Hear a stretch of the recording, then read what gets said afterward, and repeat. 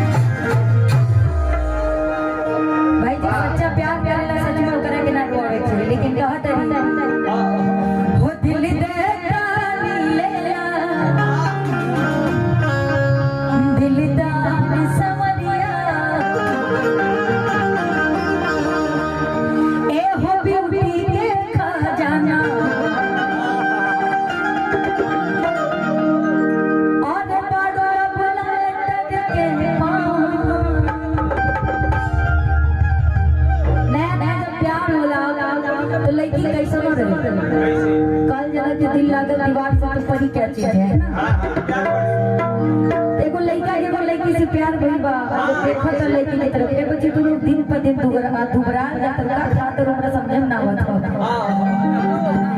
इन्होंने खाली प्रोग्राम करने के चक्कर में ना कोई नहीं मेहनत करिए, लेकिन सेहत पे भी ध्यान दीजिए। दुबली पतली लड़कियां बॉलीवुड में अच्छी लगती है, हमारे भोजपुर में खाती पीती हट्टा कट्टा होती तो भी मजा आता है।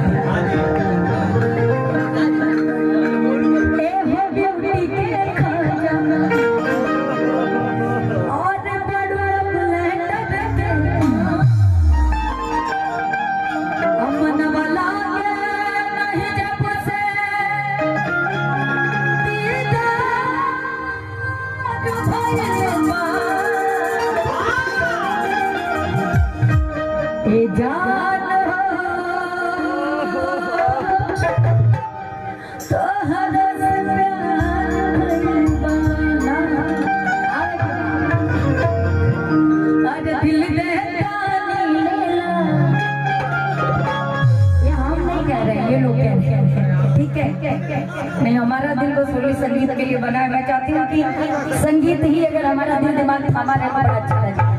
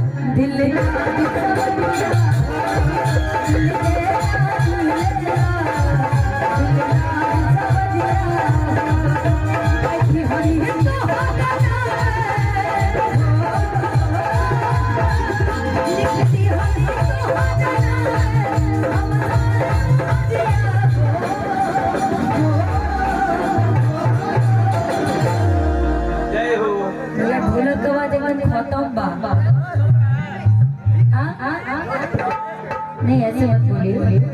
हाँ हाँ ऐसा बात है, मतलब ढोलक का आवाज नहीं मिल रहा है, आप मिल रहा है आप लोगों को।